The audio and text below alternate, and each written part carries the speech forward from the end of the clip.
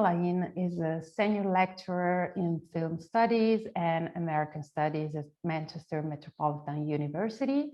She specialized in Gothic studies, horror cinema, popular culture, and American studies indeed.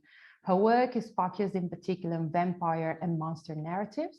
She has published a long list of essays and several books, among which the collection Our Monster Skin, Blurring the Boundaries Between Monsters and Humanity, in 2010, and her monograph, Postmodern Vampires, Film, Fiction, and Popular Culture in 2019, as well as essays exploring Clive Barker's work.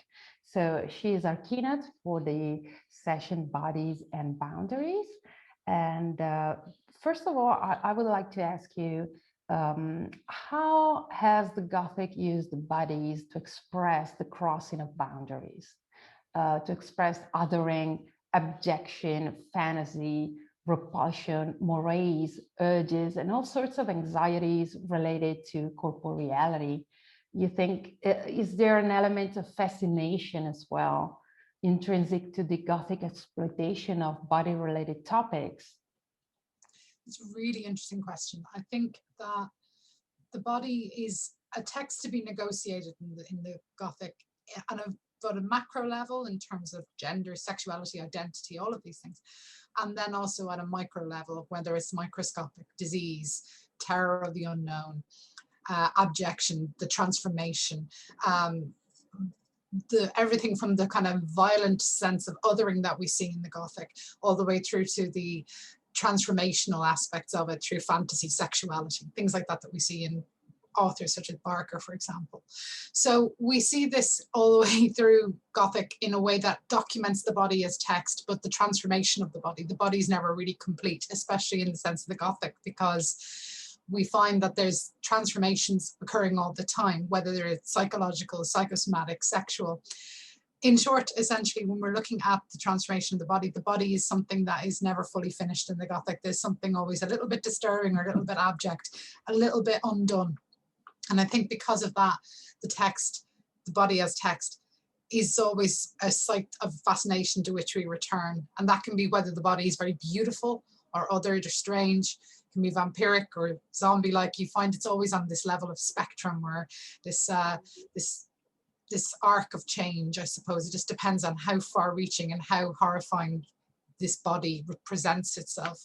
So when we see this in terms of monsters in particular, it's always about how we identify or find the limits of their bodies, or how their bodies differ from what we imagine is the normal body, our own experience of the world. So you can see that the body is sort of that foundational text, whether it's skin, you know, or, as I say, sexual reproduction or asexual reproduction, anything to do with the sort of out of the normative experience of bodies, human bodies. We find the Gothic is lurking somewhere in the distance, or lurking somewhere at the edges, to challenge us and our perceptions of it. So it's always in dialogue with various other aspects of, as I say, corporeality, sexuality, and indeed that idea that we are always, there's always this tension between the idea of evolutionary advancement and development, and how that is so psychologically challenging for us. And so you have been working in the field of monster studies, and monsters are often used as symbols of human horror, intertwining with concerns and issues related to science, technology, metamorphosis, the impossibility to control oneself. So first of all, I would like you to tell us briefly why monsters? So what is the, I don't know, passion? What is where your interest in monsters raises? Oh, wow. I suppose it goes back a long time, as all these things do. Every Gothicist will tell you that something happened to them in their childhood. In some way, they encountered a book, or they came across a story that just changed their point of view. And for me, I was not a child who loved monsters. I was always a person who really was interested in different points of view. I always loved the fact that there was no such, like the Rashomon effect, there was various different ways to tell a story from various different points of view. And that's how that was my gateway drug into Gothic studies, because there's an instability, a core instability there.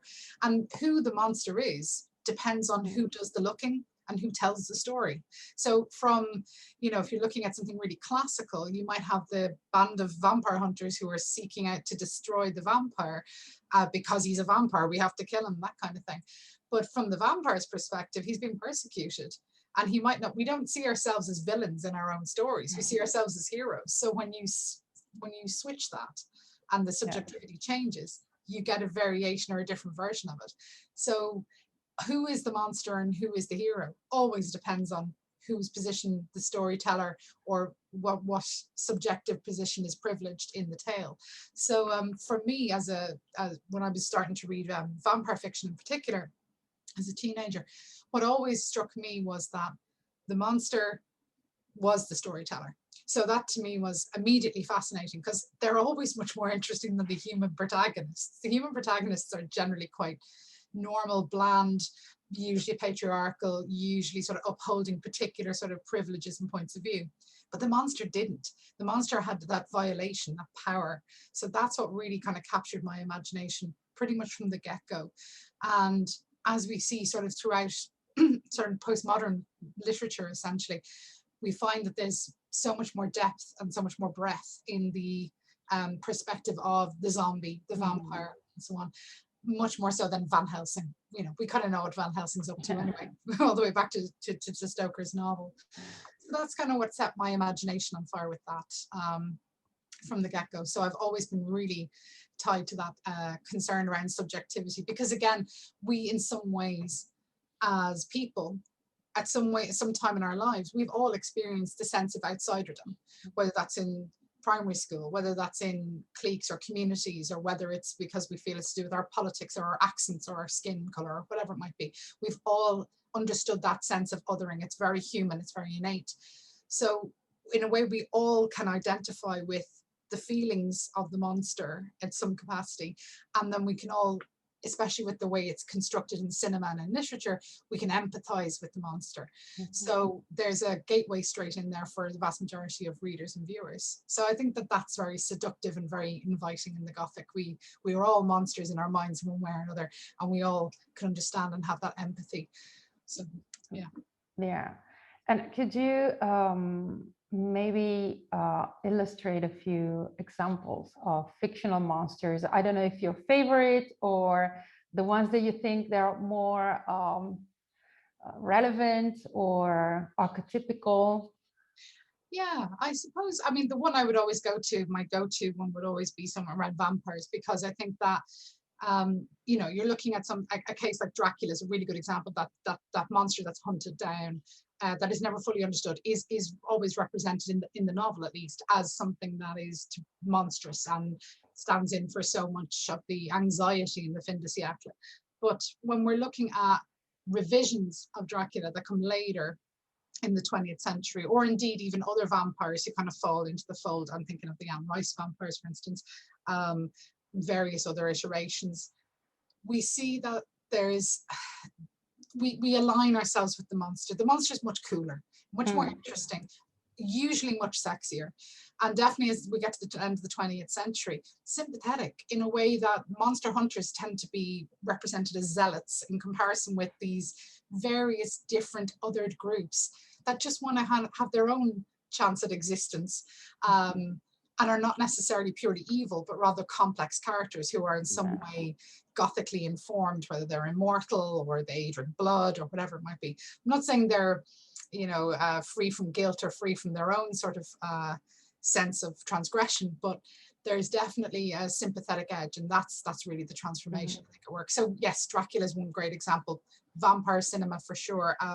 Into the Vampire overtly sympathizes with the vampire. It overtly shows that vampires can be monstrous, but they indeed can be damned. And in that damnation, we can empathize with that sense of guilt and the horror of having to live through pain and self-afflicted pain as well.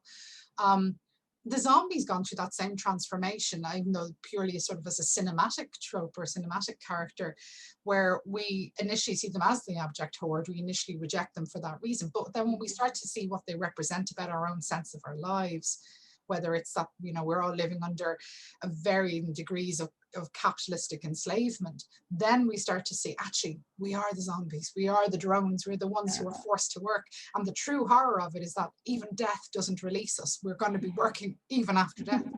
So there are these ways, as I said, subjectivity really helps us kind of identify through that sort of monstrous nature.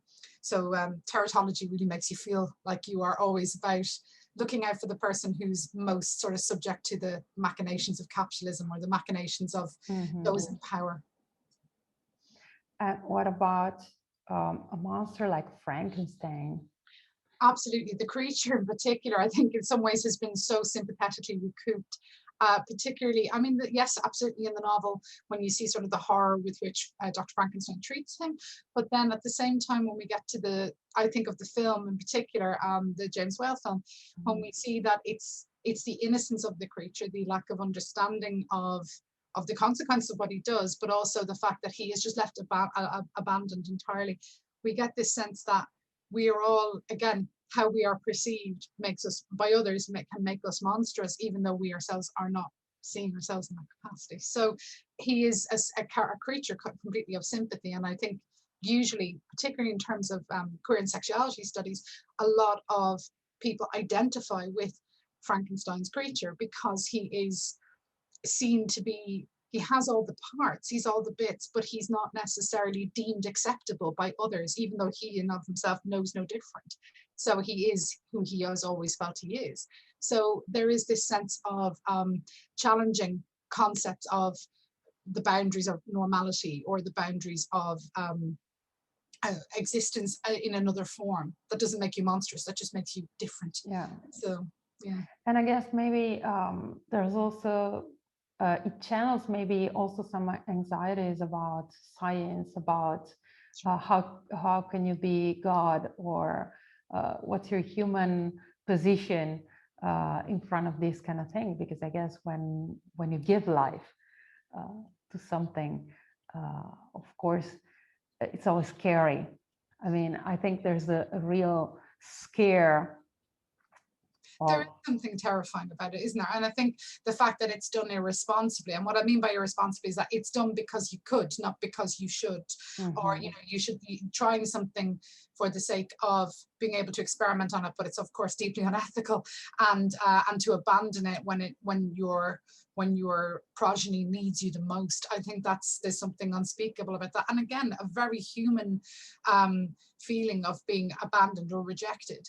You know, everyone can relate to that in some shape or form. So it's again, all of our monsters are very much extensions of our psychological understanding of the world, because we've all gone through variations of these very deep-seated and often traumatic emotions.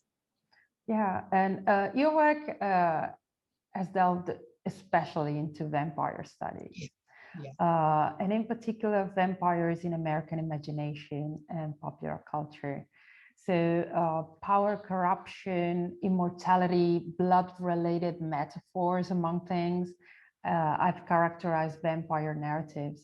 How would you explain the topics related to the representation of the vampire through history in American culture in particular? Is there a different kind of vampire? I mean, the American vampire, what's his or her peculiarity? Is there something that is specifically American?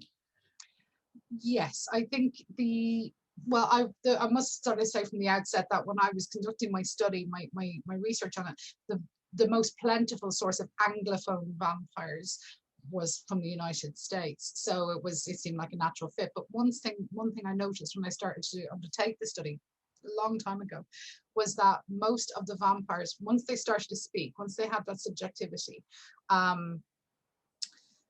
it mapped on very closely to a shift in American cultural understanding of and suspicion on the President of the United States. So one thing I discovered was that the second vampirism started to go global, and it went actually global through a British American production, The Fearless Vampire Killers, by Roman Polanski.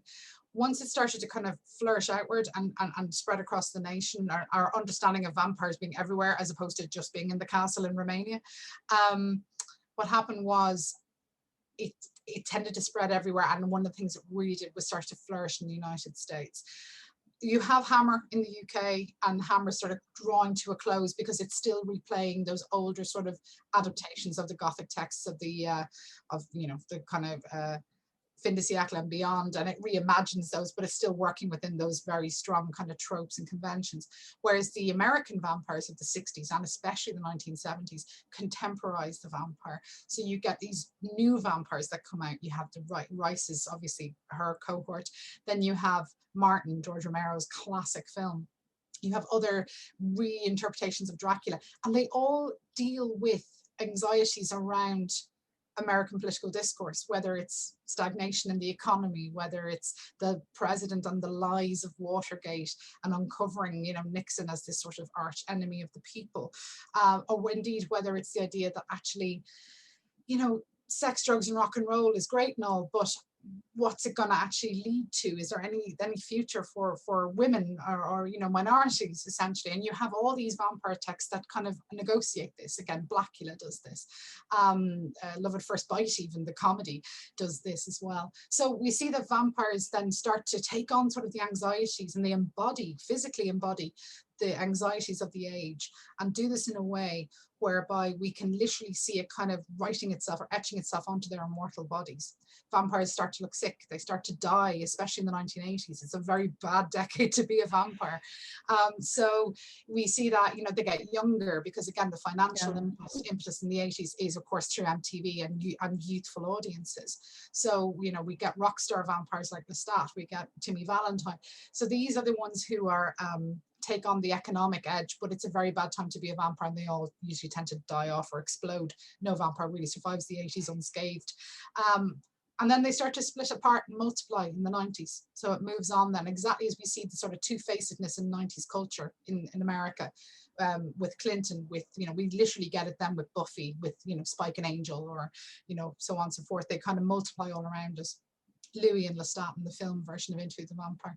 So it starts to take on this sort of cultural echo, and it works its way through the vampire narrative, whether they speak it or whether they embody it, or whether there's a sort of a more openness towards LGBTQI rights, or indeed not just embodying an AIDS narrative, but moving much beyond that. And it works its way all the way up to the 21st century. So there is this pattern that emerges within the popular culture that vampires really with astonishing accuracy really express in the period. And I guess vampire, as you were saying, for example, the 80s vampires, there is an underlying theme of corruption as well, I guess. As yes. The vampire starts to die because his body corrupts. His body is not the old vampire immortal anymore. There is a putridity to the body. Yeah, I agree. I mean, I'm thinking in particular of in Fright Night and in Lost Boys, we see this sort of with gunginess or explosiveness in some capacity. With Near Dark, it's more of a sort of a tragedy that they're a lost tribe, that cannot be sustained in contemporary America. The politics of contemporary America is just too strong for them to survive it. Whereas I think with the more traditional, but the nuclear family structures that you see in Fright Night and in Lost Boys, there is this sort of sense of, if you transgress, whether it's sexually or whatever, or morally, or whatever way it's framed, your body literally writes that sin or etches that sin into your body. So it has this kind of warning, this capacity to express itself as a warning. And again, yes, of course, it's hinging onto the AIDS narrative, but it's also, I think, making kind of transgression look like it has very serious consequences in terms of you will not be worthy of inclusion in any kind of hopeful future for the country. So there is this moral impetus. I mean, it's played for laughs as well, of course, because they're savvy filmmakers, but yeah, it is there. And how does the vampire connect specifically with sexuality, for example? Are there themes that are related to sexual anxieties? I mean, could think for a start is certainly all the lesbian vampire movies that had a very hot moment in the 70s, for example. So Yeah. how does the vampire deals with sexuality, and what are the messages, or what are the tropes that are expressed for the vampire in this sense? So the vampire has this kind of lovely dual occupancy between sexual desire, so bringing forth or indeed acting out or acting upon those sexual desires that are repressed, of course, within the culture, whether that is lesbianism or any kind of LGBTQI expression. It's always about offering that Gothic encounter with something that is both really seductive and really, really dangerous, that idea of the abject. But it also turns out that they come as a sort of a warning as well, as in their bodies, that putridity we talked about is most definitely the sign of, if you transgress beyond the realm of fantasy, or you cannot be recuperated either morally, physically, or whatever, then this too will happen to you. So it does act as their bodies act as a barometer for, you can't really go half measures with the Gothic, and beyond the realm of fantasy or trying something new. If you fully transgress over to whatever other side that might be, whether you start drinking blood or whether you start same-sex relations or whatever it might be, in these moral stories, it's always about, once you transgress too far, you're lost to the Gothic. This is a conservative reading, of course. It's not to say that there aren't films that really worship the body of the Gothic other. I mean, contemporary vampires are more beautiful than any human could compete with. That's the point. The point is they offer the realm of fantasy and escape. They are in some ways beyond the limits of human sexuality. I'm thinking in particular of shows like True Blood, for example, that definitely foregrounded. They can offer you everything, and this is a point. Do you really want the fantasy on a plate of the eternal immortal boyfriend who is also incredibly beautiful looking and just has that nasty little habit of not being able to go outside in the daylight? You even forgive the blood drinking. The point is that it's a fantasy, but it's dependent upon what the desire being served is. There's always that limitation of, once they are recuperated too much, they no longer function as monsters. So there's always that balancing act going on. So I think that with sexuality, it's become a lot more explicit, of course, on screen.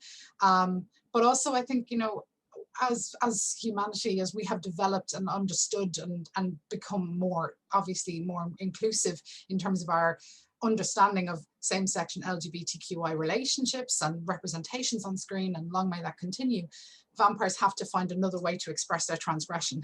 So they have to find whether they become more corporeal or more disgusting on screen, as in their bodies and skin will leak or whatever it might be, or they'll have to find another way to represent that Gothic intrusion, because we recognize that inclusivity is just that, so that that can't be a marker of excess anymore, because it's normal.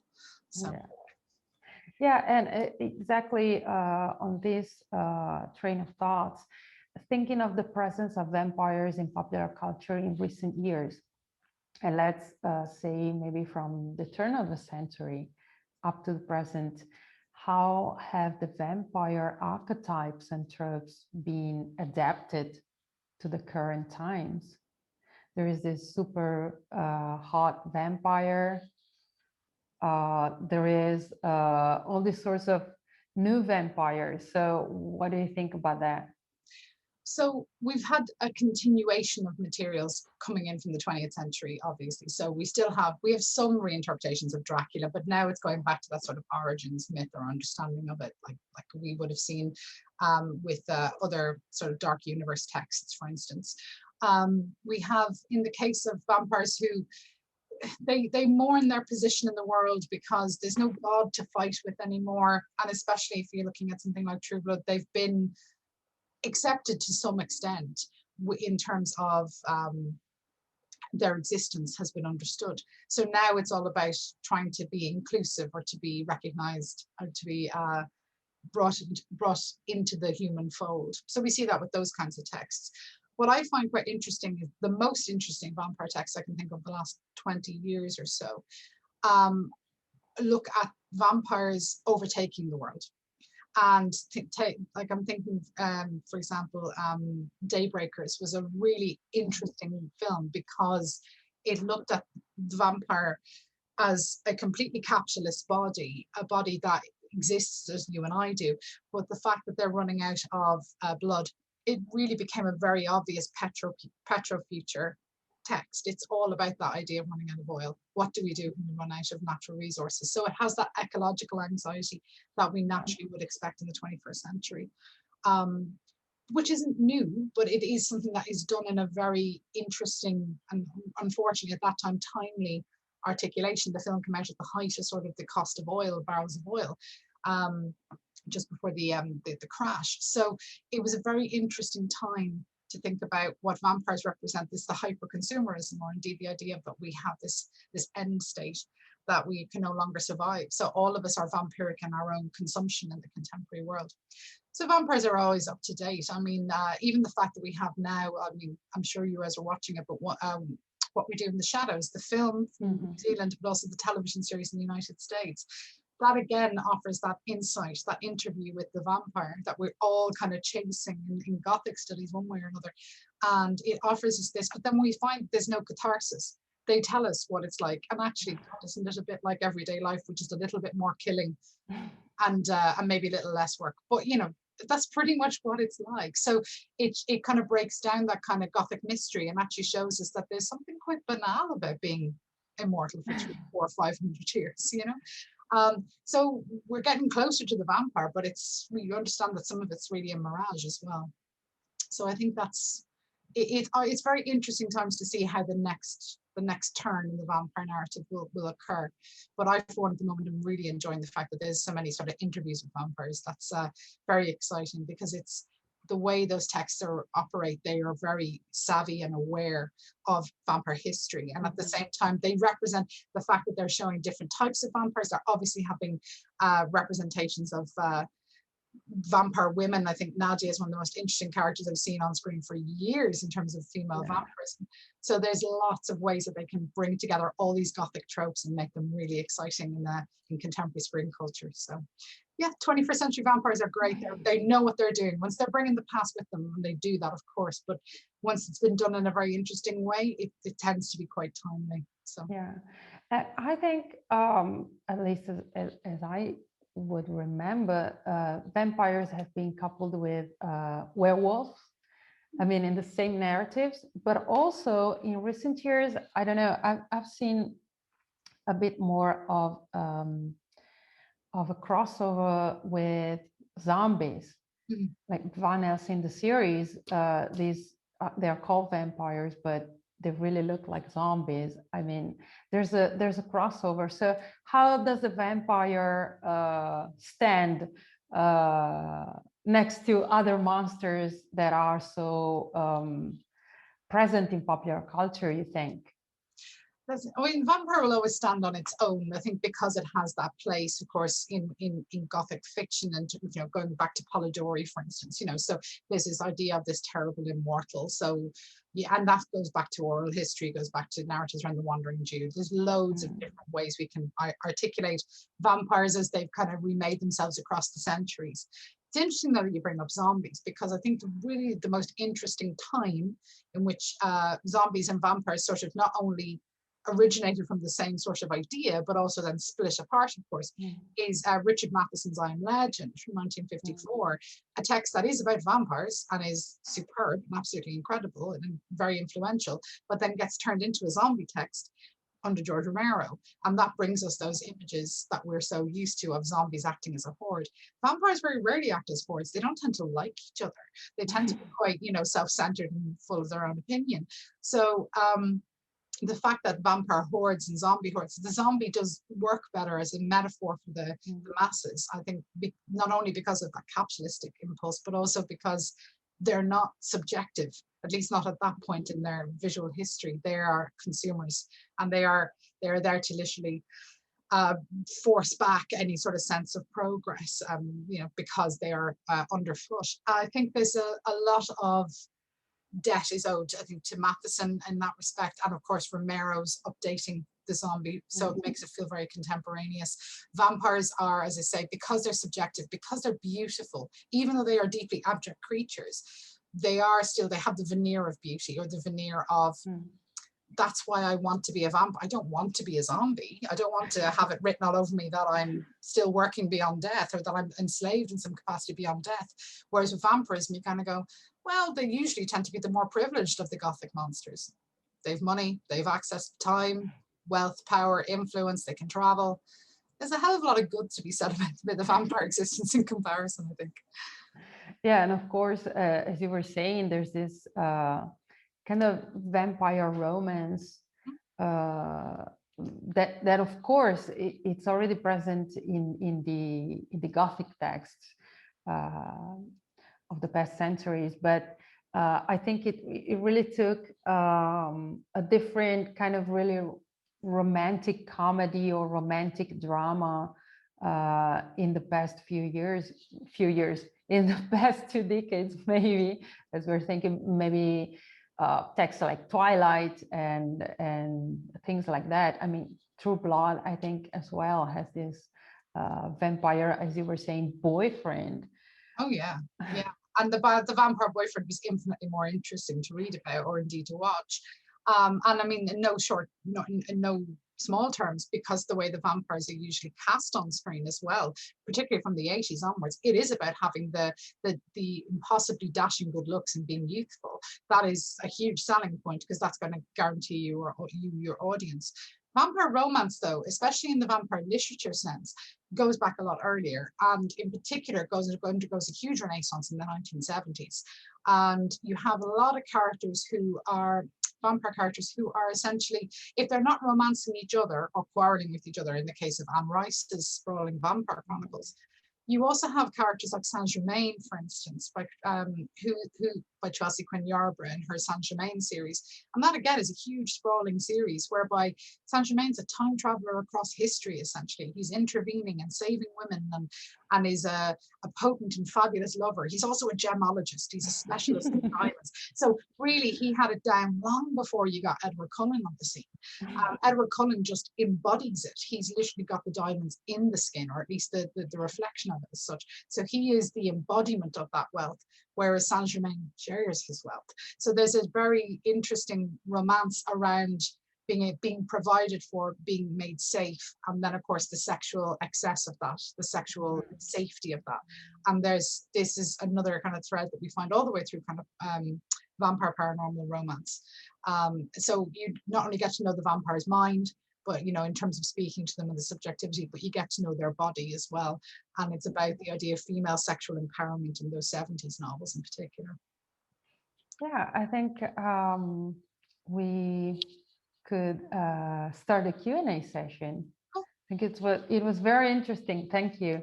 And I think we could really see that vampires are your thing. Yes, we spent a long time thinking about them and reading about them. Yeah. So if our public want to raise their hands to ask you questions, we already have one, and it's Laura. Well, hello. Thank you for your all of your answers. It was very interesting and engaging. So my question really builds up on many things that you've already mentioned, and I was thinking specifically about the ethics involved in watching these vampires in terms of how we empathize with them. So there's, on the one hand, there's these things that you were mentioning as the dichotomy between the spike type and the angel type, or Louis and Lestat, and this kind of the good vegetarian vampire type of character. But there's also what we do in the shadows that you've mentioned. These characters have like zero empathy, zero interest in humans, but we still, as audiences, we like them. And I completely agree with you. Nadia is such an interesting character. I love her so much. So my sense is that, are we really that fooled by this sexual attractiveness and this richness, and we just like completely overrun all kinds of morality as audiences? And is this something that specifically happens with the vampire for some reason? Like, this is a monster that we tend to empathize and like more for these reasons.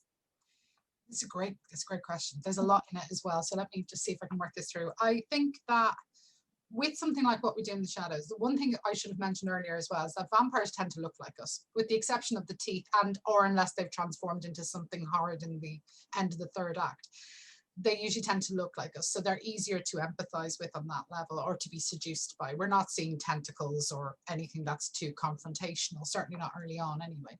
So there is that seductive element, and I think that that makes it easier for us to either be seduced by it or indeed to empathize with it on some level. It depends, of course, on how far-reaching the transgression is, because if you start, you know, killing children and puppies on screen, no one's going to empathize with you, no matter what you look like. So there is a certain element of the seductive charm and being able to bring you in as a viewer.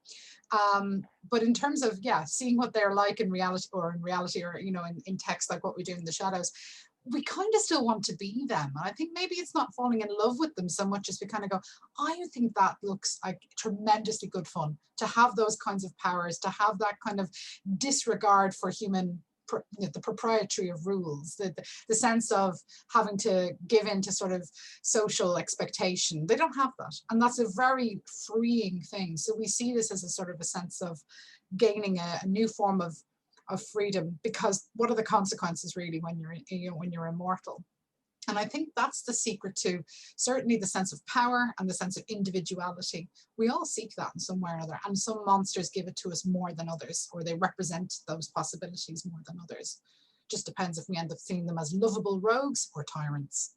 That's the difference. So, but I wouldn't, my own maybe immoral view on it is simply that I tend to see it as, it depends on how I emotionally engage with those characters, in terms of, yeah, I wouldn't want to be bound by all of society's rules either if I could get away with it, but you know, I can't. So that's, I wouldn't get that emotionally or morally, I suppose, worried about the transgression, because there are so many awful things in the world. Thankfully, vampires tend not to actually exist, so it's not so bad in comparison. My true problem in life is with things like social realism, because those horrible things do happen, as opposed to, thankfully, vampires that sadly don't exist, at least not to my knowledge anyway. Yeah, I agree, and that's really interesting, right? The fact that it plays morally with how we will actually like to just be able to kill someone because we are vampires and we have that type of freedom. Yeah, and I mean, it's a frightening question to ask. That's scary. We do think that, you know, if rules, well, I suppose that this has been answered to a certain extent already in horror cinema, when you think of something like The Purge.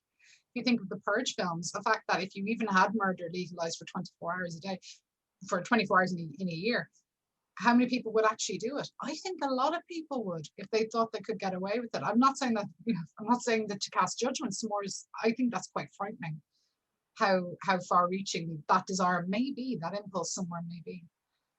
Yeah, definitely. Well, thank you very much. Thank you. And I think we have another question from Monica.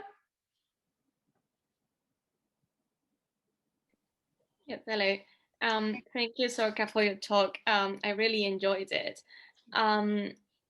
Can you listen to me correctly? Because I can't have very good connection, but I can change rooms.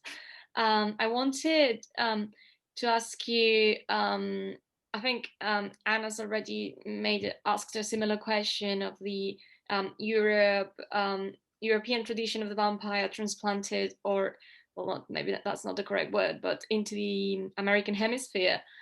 Because one of the most famous works about vampires, Dracula, has been analyzed under this idea of the return of the colonized.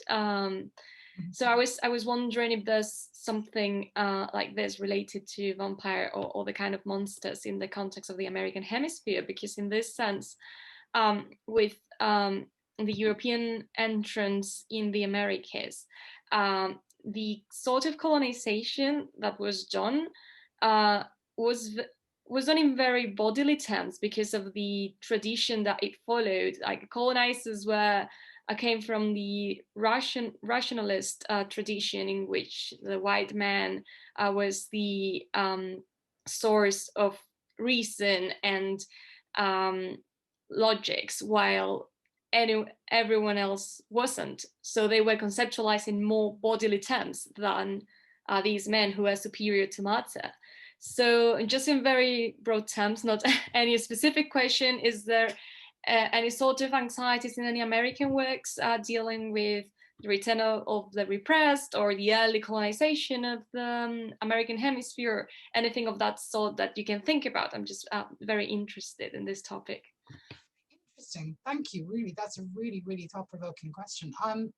I think that, well, there's two ways to look at it. One way is that, looking at Dracula, the novel, for a moment, and seeing it as it's written by an Irishman moving to England at a time when Ireland is under the rule of empire, but at the same time is very much at the beginnings of what will become the longest period of which they try and contest their own freedom and obviously secure it.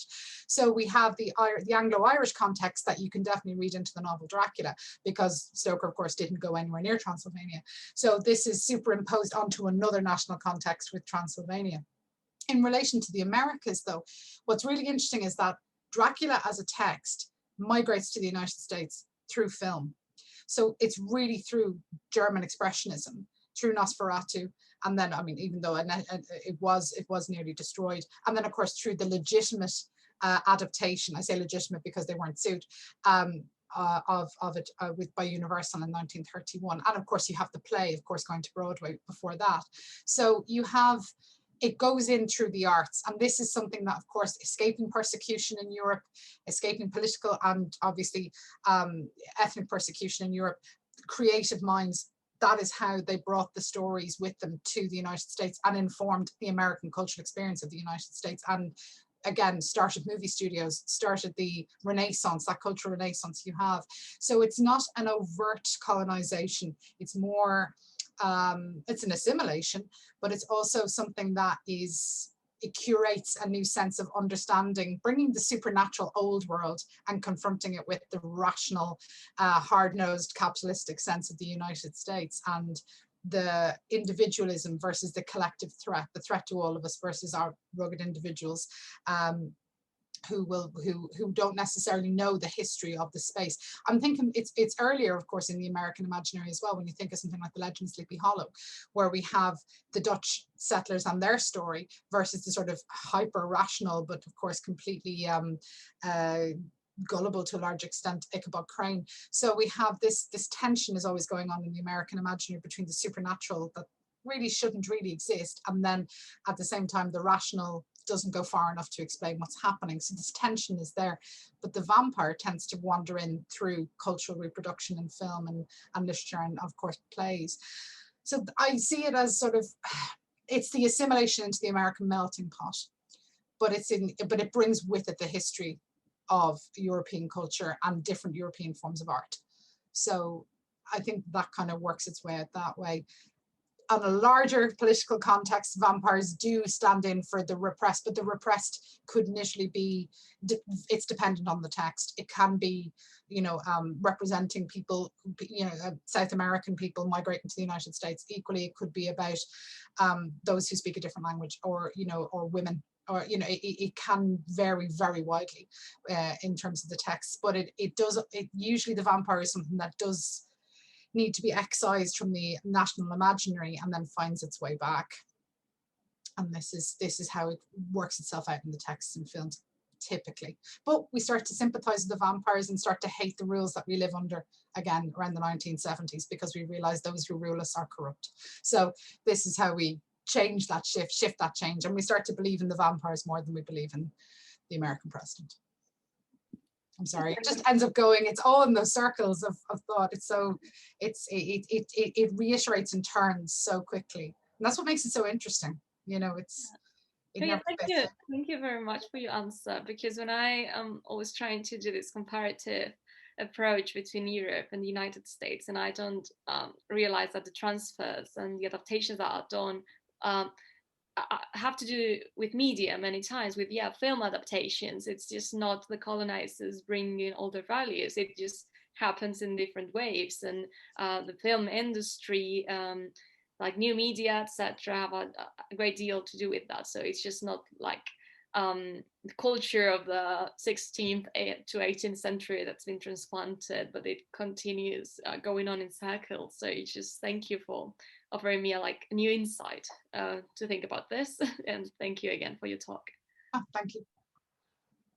And I think we have another question, Sarah. Yes, hi, can you hear me all right? Yeah.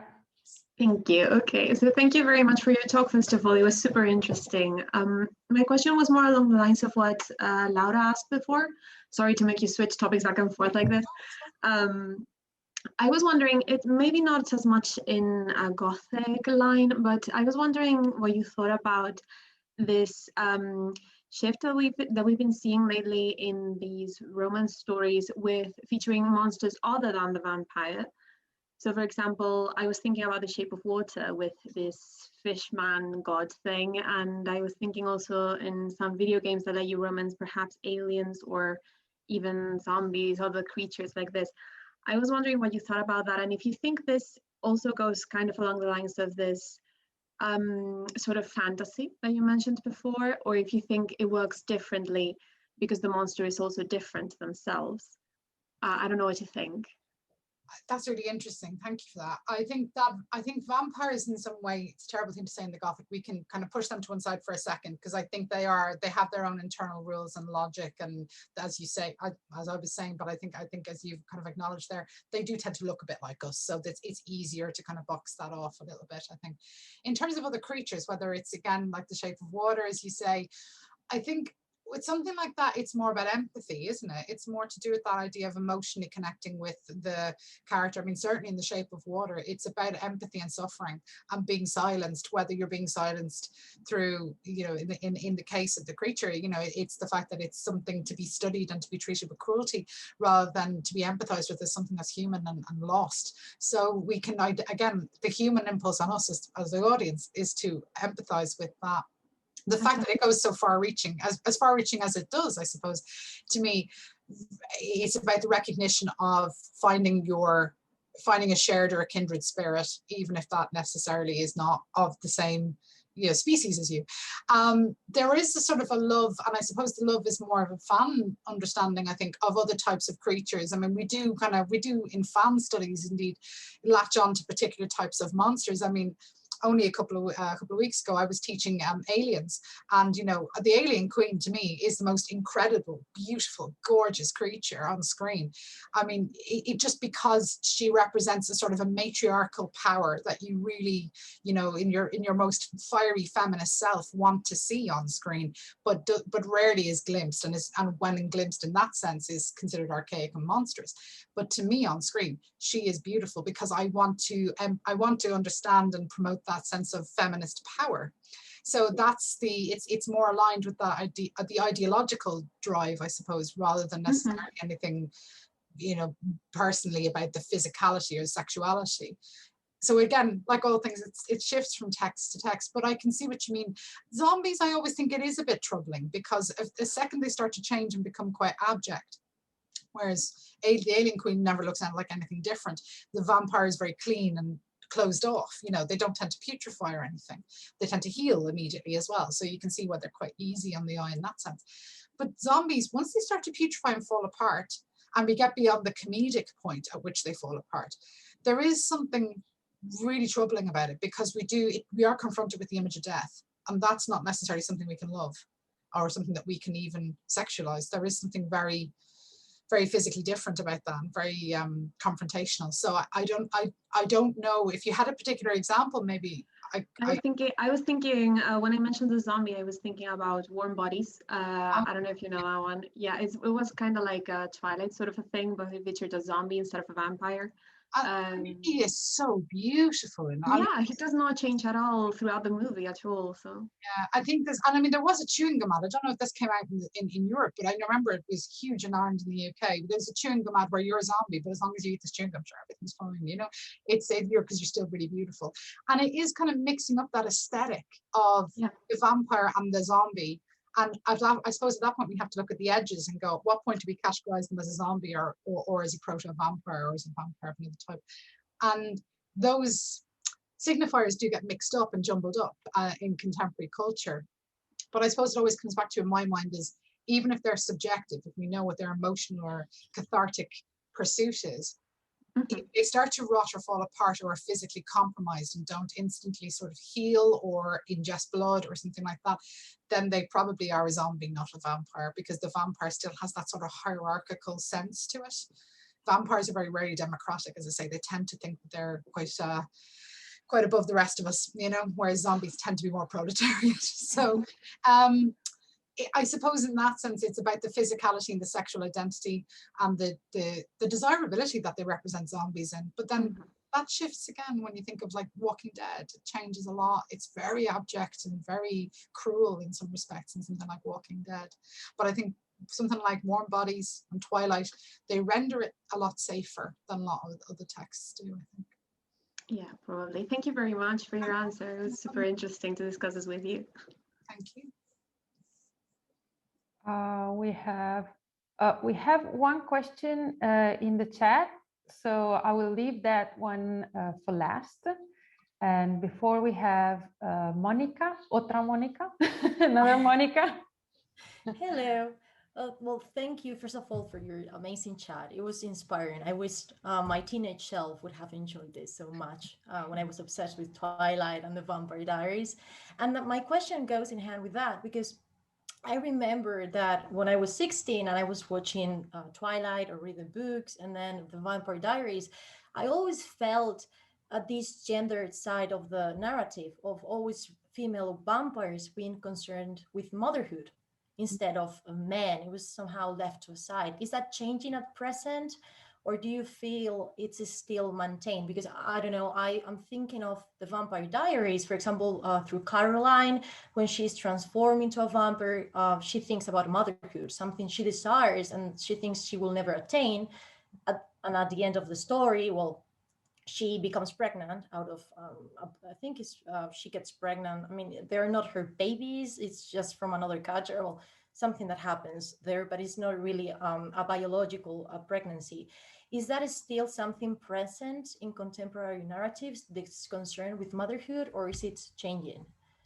That's really interesting, because I think in some respects, I mean, motherhood and vampirism, it's complex, isn't it? I mean, it's kind of knotty and complex, because I'm thinking of other texts, even texts where proto-motherhood is brought into it. I'm thinking again, What We Do in the Shadows, where we have, you're making a baby vampire, but you're not looking at, you know, the idea of caring for it. It's more just that you're spreading the influence or spreading the vampire power to somebody else.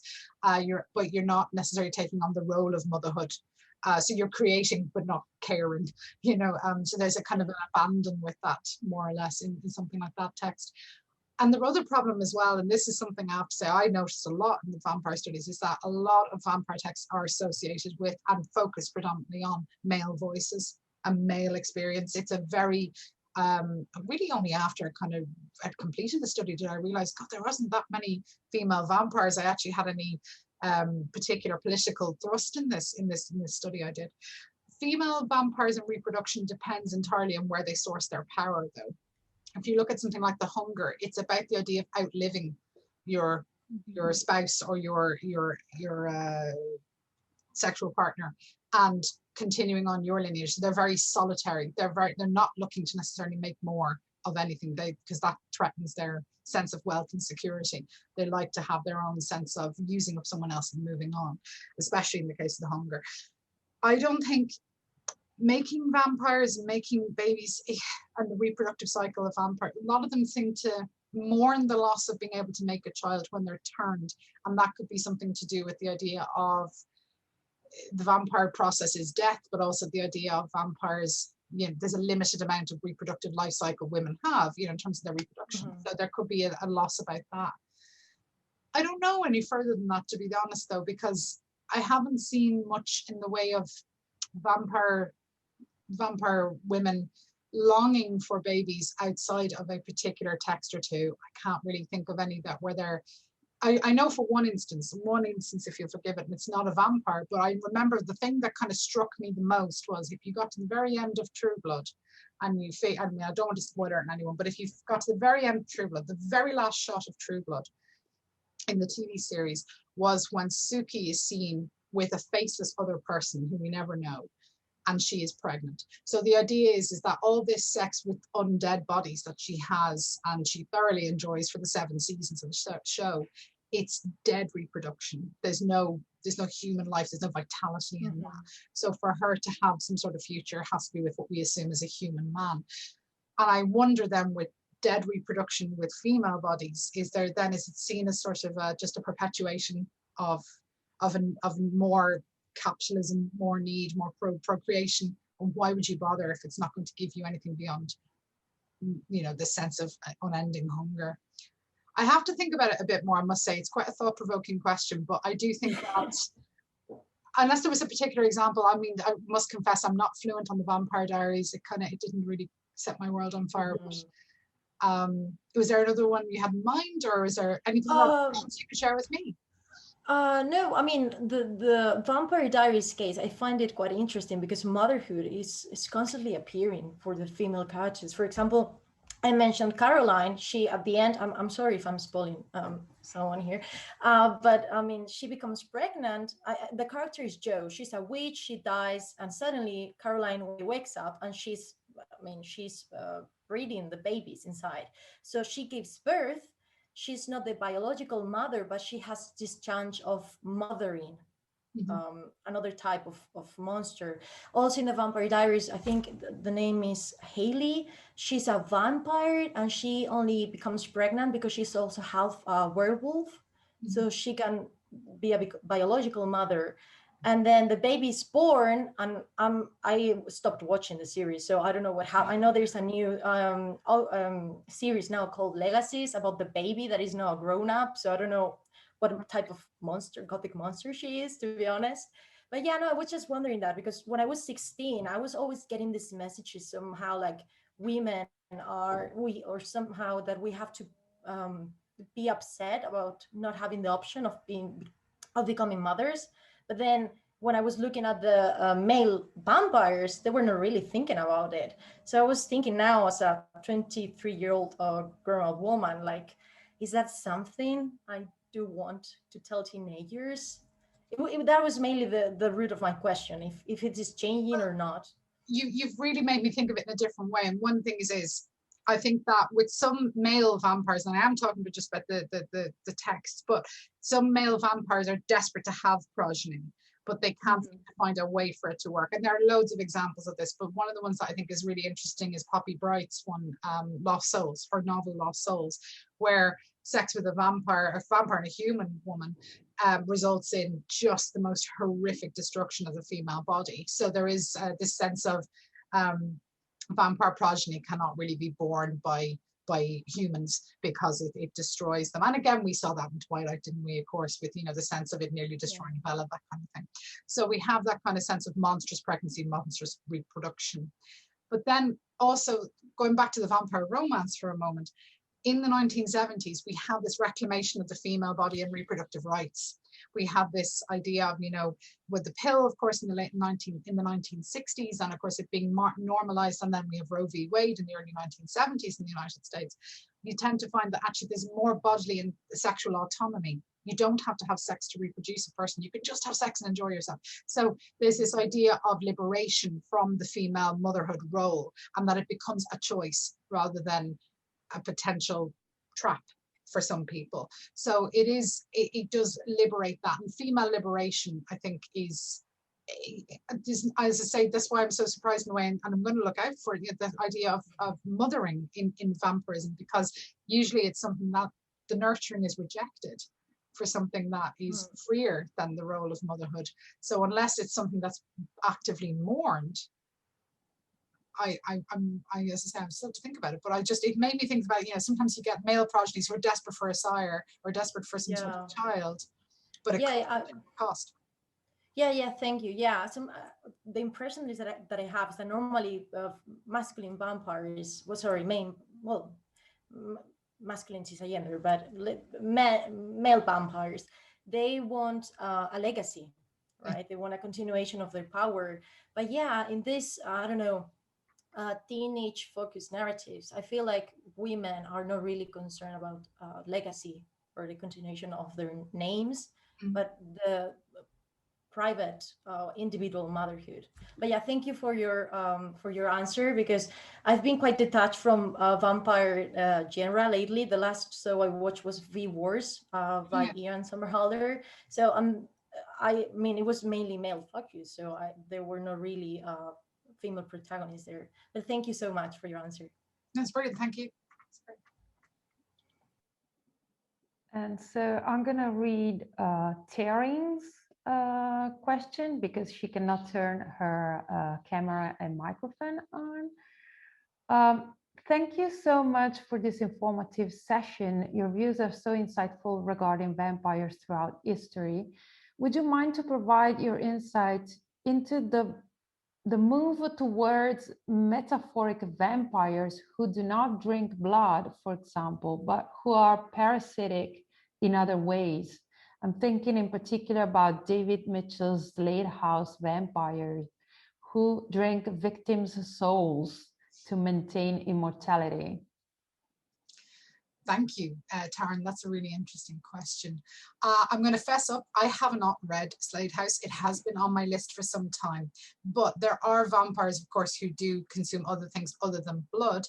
One of the most interesting metaphorical ones I have come across in recent years, and there was a good film adaptation of it actually, was the sequel to The Shining. If you look at and of course the book just completely evaporated in my head. The name will come back to me in a second. But the sequel to The Shining, again, looks at this idea of evaporated souls, that you are consuming the souls of children in pain in order to, Dr. Sleep, there we go, thank you. This idea of being able to torture the soul out of a small child, and then this older group of people are able to literally inhale this life force, and this is how they basically live on. It's a really interesting update on it. It's most certainly back to that vampiric narrative, and it kind of combines elements of The Shining, the proto-novel, but then at the same time you have little elements of Salem's Lot coming out from King's other work.